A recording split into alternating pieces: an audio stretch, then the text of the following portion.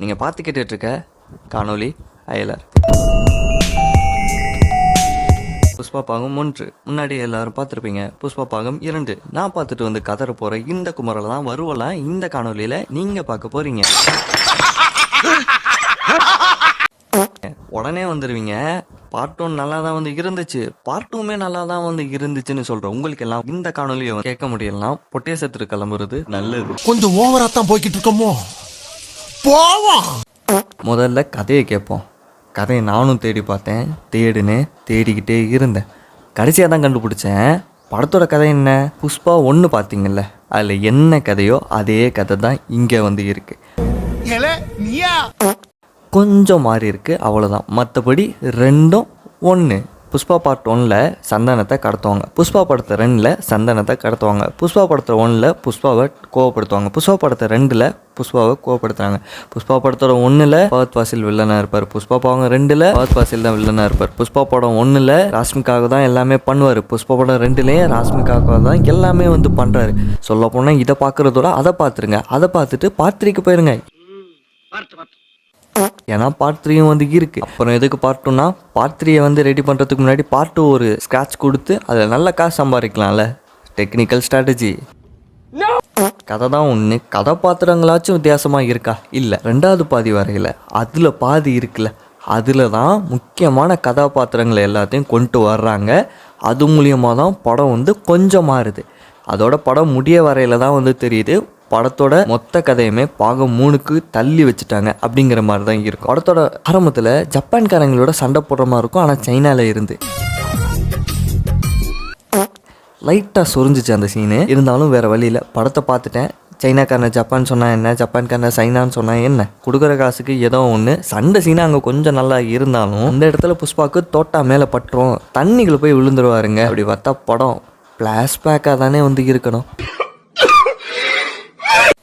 சரி, அந்த காட்சி கொஞ்சம் விசாரித்து கமெண்ட் செக்ஷனில் உங்களோட கருத்தை நீங்கள் சொல்லுங்கள். அப்படியே நம்ம ஃபாஃபா அவருடைய அட்டகாசமான நடிப்பு படத்தை ஒரு கட்டத்துக்கு மேலே தூக்கி கொண்டே பில்லர் மாதிரி நிப்பாட்டி நங்குன்னு அடித்தாலும் அந்த இடத்துல புஷ்பாங்கிற ஒரு கதாபாத்திரத்தை கொண்டு வந்து அறுத்து விட்ருப்பாங்க. அதை நம்ம தாங்கி தான் ஆகணும், ஏன்னா அவர் தானே கதாநாயகன்.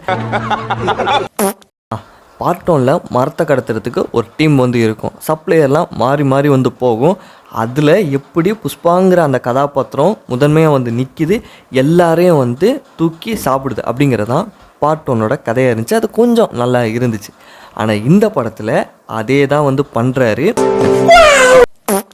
கொஞ்சம் வித்தியாசமாக போய் பிரதமர்கிட்டே வந்து போட்டி போடுற மாதிரி இருந்தாலும் அதுக்காக முதலமைச்சர் ஆக்கணும்னு சொல்லி ஒரு சம்பவம் வந்து பண்ணுவார். அமைச்சராக இருந்த கதாபாத்திரத்தை பொண்டாட்டி வந்து கேட்டிருப்பாங்க, ஒரு ஃபோட்டோ எடுத்துகிட்டு வாங்க முதலமைச்சர் கூட அப்படின்னு. அவர் எடுக்க முடியாதுன்னு சொன்னனால அமைச்சராக இருந்த ஒருத்தவரை முதலமைச்சராக ஆக்கி காட்டுறேன் அப்படின்னு வந்து சொல்லி சம்பாதிக்கிற காசெல்லாம் மொத்தமாக வாரி இறச்சி முதலமைச்சர் ஆக்கினாலும் அவனுக்கே ஒரு சொந்த புத்தி வந்து இருக்கும்ல. இவன் இவ்வளோ பண்ணி பொண்டாட்டி பேச்சை கேட்டு நம்மளை முதலமைச்சராக ஆக்கிட்டானே, அப்போ அவள் ஊன்னு சொன்னால் நம்மளே போட்டு தள்ளிடுவாங்கிற ஒரு பாயிண்ட் இருக்கும்ல. அதுதான் பார்ட் 3க்கு வந்து லீடு. புஷ்பா ஒருத்தவனை நல்லவனை உருவாக்கி மேலே கொண்டு வந்து அவருக்குள்ளேயே வந்து ஒரு துரோகியும் வந்து வளர்த்துக்கிட்டு இருந்தாலும் ஃபேமிலி சென்டிமெண்ட் வந்து இருக்கும் இந்த படத்தில். கொஞ்சம் கூட சொல்லக்கூடாது, சென்டிமெண்ட்னா அந்த மாதிரி வந்து இருக்கணும். அவரோட அண்ணனோட பொண்ணை கடத்திட்டு போயிடுவாங்க. இவர் அதுக்காக போய் ஒத்தாலாயின்னு 10 பேர் 15 பேர்கிட்ட சண்டை போட்டால் அங்கே ஒரு துரோகி வந்து இவரை அடிப்பான். அவனே வந்து கடைசியில் கழுத்தை அறுத்துக்கிட்டு அந்த இடத்துல செத்தே போயிடுவான். இங்கே ஒரு ரைட்டிங் வந்து இருக்கும், தட்டியே ஆகணும், கை தட்டியே ஆகணும். இடையில புஷ்பா சேலையை கட்டிக்கிட்டு சண்டையை போடுவார். ஏன் அது அப்படின்னு சொல்லி யோசிக்க நேரத்தில் தான் படத்தோட கிளைமேக்ஸ் வரையில் அது எல்லாருக்கும் புரியும். திரும்பி அதே சேலையை கட்டிக்கிட்டு முதல்ல அவர் விருப்பப்பட்டு கட்டினதை கிளைமேக்ஸில் அசிங்கப்படுத்தணும்னு கட்டுவாங்க. விருப்பப்பட்டு கட்டிலே வெட்டி வில்லனுங்களை அடிப்பார். விருப்பமே இல்லாமல் கட்டுற இடத்துல அங்கே அவர் அந்த பத்ரகாளியோட இன்னொரு வெர்ஷன் மாதிரி வந்து காட்டுவாங்க. அங்கே ஒரு சண்டையெல்லாம் வந்து வரும். எனக்கு அப்படியே கந்தசாமி படம் ஞாபகம் வந்துச்சு. ஏன்னா அந்த படம் வரையில் அந்த சண்டை காட்சி விக்ரம் அவரோட கையை வாயை தலையை எல்லாத்தையும் கட்டி அவர் ஒரு சண்டை போடுவார். அந்த காட்சியை வந்து தரமாக வந்து இருக்கும். ஆனால் அங்கே சில்லறையை விடாத நம்ம தமிழ் மக்கள் இங்கே கொண்டு போய் லைட்டாக சில்லறையை விட்ட மாதிரி வந்து இருந்துச்சு. நீங்கள் அந்த காட்சியை பார்த்தீங்கன்னா நல்லா இருக்கு. சடனாக ஞாபகம் வரையில் தான் எனக்கு வந்து தெரியுது இது ரோஸ்ட் வீடியோ அப்படின்னு. வறுவலுங்கிற இடத்த விட்டு நம்ம வெளியே போகிறோமோ, இருந்தாலும் இந்த படத்தை எல்லாரும் நல்லா இல்லை நல்லா இருக்குது அப்படின்னு சொல்கிறதுக்கு 2-3 வகையான காரணங்கள் வந்து இருக்குது. முதல் காரணம் சென்டிமெண்ட். இந்த படத்தில் நச்சுன்னு ஒரு சென்டிமெண்ட். என்ன சென்டிமெண்ட் அப்படின்னா ஒய்ஃப் ஹஸ்பண்ட். ஸோ அவங்களுக்குள்ள இருக்கிற பாண்ட், மனைவி சொல்லி கணவன் வந்து என்ன மாதிரியான ஒரு கட்டத்துக்கும் வந்து போவான், எதை வேணாலும் செய்வான் அப்படிங்கிற ஒரு சென்டிமெண்ட். Seriously. இந்த ஒரு விஷயமே வந்து போதும். படத்தை ரோஸ்ட் எவனாலும் போடவும் வந்து முடியலை. படத்தை நல்லா இல்லை அப்படின்னு சொல்கிறதுக்கு ஒரு பயம் வந்த ஒரு ரீசனாக இந்த பாயிண்டில் வந்து வச்சுக்கிட்டாலும்.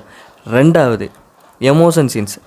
என்னதான் இருந்தாலும் இவர் 2வது மனைவியோட பையன், முதல் மனைவியோட பையன், அவங்க 2 பேருக்கும் ஒத்து போகாது. கடைசியாக 2 பேரும் வந்து ஒத்து போகிறாங்க. அதுக்கான ஒரு நல்ல ரைட்டிங்கை வந்து படத்தில் கொடுத்தது. இது 2 தான் படத்தை நல்லா இருக்குது அப்படின்னு சொல்லி நிறைய பேரை சொல்ல வச்சாலும், மிச்சம் எல்லா இடத்துலையுமே வந்து சண்டை, அதுக்கப்புறம் இடையில ஒரு 3 தேவையில்லாத சாங்ஸு, இப்படியே தான் வந்து படத்தை தூக்கிட்டே போகும். கண்டிப்பாக படத்தை பார்த்தவங்க எல்லாரும் சத்தியம் பண்ணி சொல்லுங்கள், தூங்க போகிற இடத்துல கண்டிப்பாக ஒரு பாட்டை போடுவானுங்க. அந்த பாட்டை கேட்டு சிரிச்சது தான் மிச்சம். அதுவும் முக்கியமாக அந்த கிசுக்கா சொல்லவே வந்து முடியல. அந்த பாட்டோட தமிழ் வடிவம் எவன் கொண்டு வந்தான்னு வந்து தெரியல. மணித்து எவர் எழுதினாருன்னு வந்து தெரியல. இருந்தாலும் நல்லா பண்ணியிருக்க வேண்டிய நிறையா விஷயத்த நல்லாவே பண்ண மாட்டேன்டா அப்படின்னு பண்ண மாதிரி காட்சிகள் இருக்குது. சண்டை காட்சி நம்ம எடுத்து தனியாகவே வந்து வறுத்து எடுக்கலாம். ஒரு மனுஷன் தாவலாம், குதிக்கலாம், உதைக்கலாம், பறக்கலாம், எல்லாமே பண்ணலாம். ஆனால் அவருக்கு சின்ன அடி கூட எந்த ஒரு இடத்துலையும் படாமல் எல்லா இடத்துலையும் அடியை மட்டும் கொடுத்துட்ருக்க மனுஷன் கிளைமேக்ஸ் வரையில் தாங்க அவர்கிட்ட ரத்தத்தையே வந்து பார்க்க முடியும். ஏன் அப்படின்னா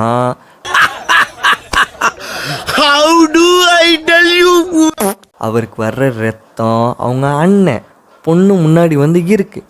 அப்போ தான் நீங்கள் சென்டிமெண்டலாக கனெக்ட் ஆவீங்க. அப்போ தவிர இந்த மாதிரி படத்தையும் இந்த படத்தையும் தமிழில் யாரும் நடிக்கலை, எடுக்கவும் இல்லை. ஆனால் எடுத்தோ வெளிவந்துச்சோ அப்படின்னா அந்த இயக்குனர் அதோட அவுட்டு, அந்த நடிகர் அந்த கேரியரே வாஸ் அவுட்டு. அப்படி இருக்கிற ஒரு கதையை தெலுங்கு படமாக எடுத்தால் மட்டும் தமிழ் ஆடியன்ஸ் வந்து ரசிப்பாங்க.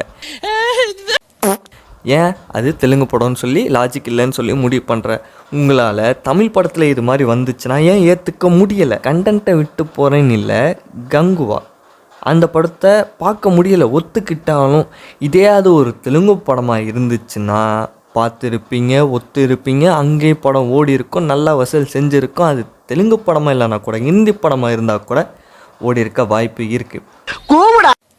ஒத்துக்கிறேன் அது ஒரு மோசமான படமாக இருந்தாலும் இந்த படத்துலையுமே நல்ல ஒரு சென்டிமெண்ட்டும் இருக்குது, காட்சிகளும் வந்து இருக்கே.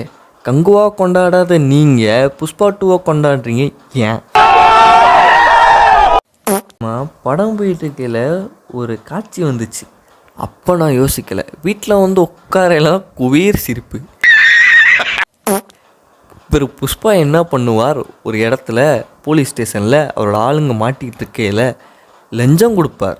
லஞ்சம் கொடுக்குறதாங்க நான் சொல்ல வரல, காசை கொடுத்து அவங்களோட மொத்த சம்பளத்தையும் கொடுத்து வேலையை விட்டு போங்க அப்படின்னு சொல்லி லெட்டர் வாங்கிடுவார், ரிட்டையர்மெண்ட் லெட்டரு. விளையாட்டு காட்டுறாங்க, எப்படி எல்லாம் சோதிக்கிறாங்க. அதையுமே வந்து போலீஸ் ஸ்டேஷனில் கொடுத்து போலீஸ் ஸ்டேஷனை மொத்தமாக மூடிட்டு போவாங்க. என் வாழ்க்கை வரலாற்றிலே இப்படி ஒரு காட்சியை எடுத்து வச்சது மட்டும் இல்லாமல் இது எல்லாருமே கொண்டாடின மாதிரியான ஒரு ஃபீலிங், ஆடியன்ஸ் அதை பார்த்து ரசிக்கிற ஒரு ஃபீலிங். ஒத்துக்க மாட்டேன்ப்பா இதை மட்டும்.